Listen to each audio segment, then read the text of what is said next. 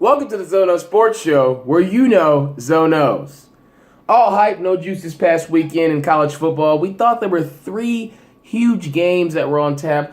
Auburn, Georgia, Oklahoma, TCU, Miami, Notre Dame, and they all turned out to not be that great of a contest. Now, the number one Georgia Bulldogs, they were bulldozed by the Auburn Tigers down in Jordan-Hare Stadium, 40-17. This game was a dominant performance by that Auburn defense, as well as spectacular plays made by the wide receivers for Jarrett Stidham. He had 3 TDs, no picks. Kerryon Johnson, 167 yards rushing. Now, this makes me wonder about the Georgia Bulldogs. Were they, in fact, a real contender for the SEC? Because we talked about them potentially beating Alabama and being the team to represent the SEC in the college football playoff. However, it looks as though Auburn may be the real deal Holyfield as far as that grand scheme of things goes in the SEC and that conference. But if you think about that Alabama-Auburn game, you watched Alabama this weekend. They snuck out of Starkville, 31-24 win against the Mississippi State Bulldogs. They scored a touchdown, 25 seconds left. Jalen Hurts to Devontae Smith.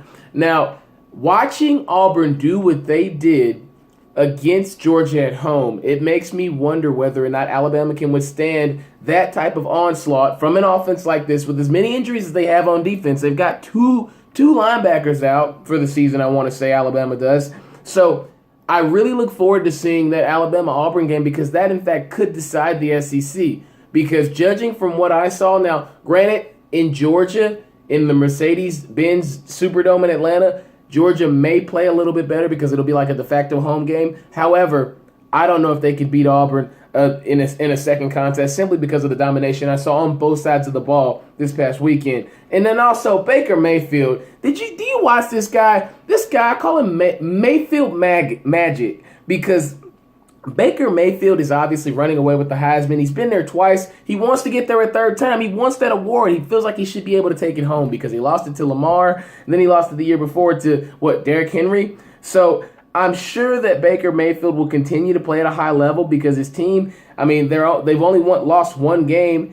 That was to an Iowa State team who had a great game at home against Oklahoma State, and we saw Oklahoma State beat Iowa State, and we saw what Oklahoma did to Oklahoma State in Bedlam. So looking at his performance, 18 for 27, 333 yards, 3 TDs, I really think that this Oklahoma team has themselves in playoff position. When the next four come out, which is tonight on Tuesday, I look forward to seeing them in the playoff because of how they played, but we shall see. I'm not in that room. It's all about the U down in Miami. You guys know. Do you guys know how it was when I was growing up, when I saw the U? I remember watching Ed Reed. I remember in 2001 getting jazzed up for the national championship game and thinking to myself, oh, Nebraska actually has a shot tonight against Miami. Then Miami came out and smacked them, blew them out by like 30 points.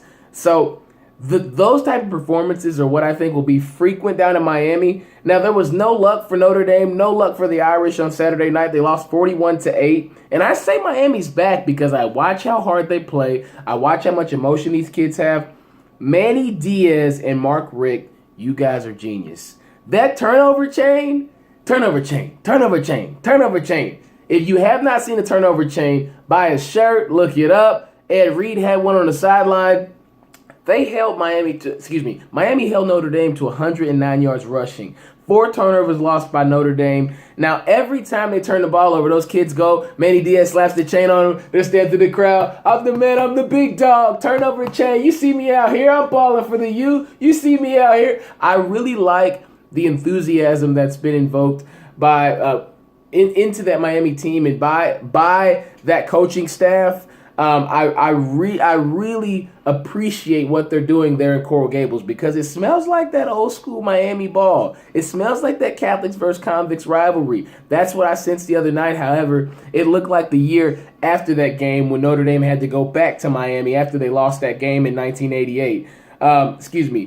Yeah, you are right. After Miami lost that game, they came back the next year, blew Notre Dame out. This was a game that I think showed everyone that if you want to be cool and you want to come to Miami, come on down here and wear a turnover chain. The defense plays so hard, and they've only got Clemson left. So the Canes, they're definitely in the playoffs. And if I had to take my top 4 right now, I'd say Alabama, Miami, Oklahoma, and, shouldn't you throw Wisconsin in there since they're undefeated? I don't know. And also, if you didn't hear on Sunday, Butch Jones got the boot by Tennessee over on Old Rocky Top. He is fired out as head coach. Who are they going to hire? Is it going to be John Gruden? They were talking about $10 million a year. This guy talks like he knows football on Monday Night Football. Is that what they're attracted to? Or you could bring Phil Fulmer back. Why not try Peyton Manning? Or you could call T. Martin over at USC. Tennessee, this is a job you got to feel quick, you got to feel fast, because if you don't feel it, this could lose its luster. Kids are starting to forget, who are the Vols? What do they do? So make a move soon. Also, NFL-wise, Zeke is finally serving a 6-game suspension, and it made a difference this weekend. Falcons won 27-7. Adrian Claiborne, 6 sacks against the Cowboys. It makes you wonder, Zeke maybe should have served that suspension a little bit earlier because they found a way to get him and they got him. I understand the moral compass of it, but maybe he should have just bit the bullet. San Francisco got their first win this weekend versus the Giants. They were 0-9. Now they're 1-9. Won 31-21. A lot of people about to get kicked out of the Giants organization. Ben McAdoo's the first. Eli Manning may be second. But one thing that I really enjoyed seeing this weekend, well, I won't say enjoy seeing, but one thing that I can appreciate, Marquise Goodwin. He's from Texas. He plays wide receiver for the San Francisco 49ers. Scored a long 83-yard, I want to say, touchdown. But he actually went out and played that game just hours after his wife had given birth to their stillborn child. And I just think that's what's so great about sports. It gives you the opportunity to have that emotional release when things happen that are maybe not the best of circumstances, and you can go out and just let it loose and express yourself on the field of athletic competition or court. That is what makes sports golden, and it's why I love them. So shout out to Marquise Goodwin, and I'm so sorry about him and his wife's loss, but great game by the San Francisco 49ers this weekend. The Saints won their seventh straight game versus Buffalo in a blowout. Mark Ingram, Alvin Kamara, the Ballers. I told you last year Alvin Kamara would be a Hall of Famer eventually one day if he stays healthy, and he is on pace as a rookie. Probably going to win Offensive Rookie of the Year. The Seahawks, they're in trouble for the dangerous decision they made on Thursday night. Russell Wilson got hit under the chin, and it was clearly a hit that definitely constituted some type of check by the coaches or training staff, because clearly that was concussion worthy. However, they sent him back out to the game, so they are in trouble for that, for not going through the concussion protocol that the NFL requires. Also, Richard Sherman tore his Achilles. He's out for the year. Get well soon, Richard Sherman. That's a hard injury to come back from. Cam Newton last night, he reminded us about the MVP season, about the dab, the Superman. They blew out the Dolphins, but it's just the Dolphins, 45-21. They got a 7-3 record now. Newton, 254 yards, 4 TDs, no picks. Cam Newton, do your thing, Dab Daddy. In Miami, they just have no internal structure, it seems. They brought in Jay Cutler off the street. He's okay sometimes, okay others, not others. So the Dolphins definitely need to find some way to get this team in the right direction in the future, because this ain't the year ever since Tannehill went down. Now, hoops-wise, Big Baller Brand, they took a hit last week. LiAngelo Ball, Jalen Hill, Cody Riley from UCLA were caught shoplifting in China. Were not allowed to play in that UCLA versus Georgia Tech basketball game last week and have been held in custody by Chinese authorities.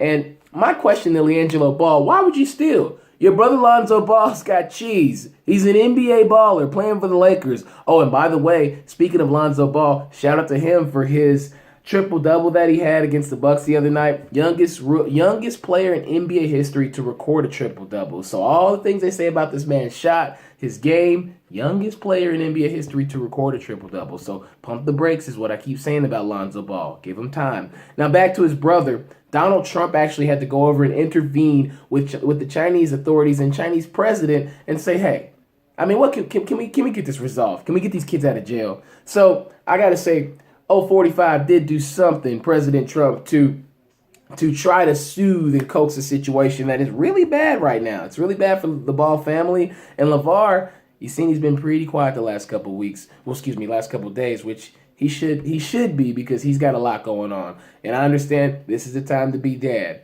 But LiAngelo Ball, don't steal from Gucci, Ferragamo stores anymore, man. When you go out of the country, they're gonna snatch you up. This is not America. They're harsh over there, man.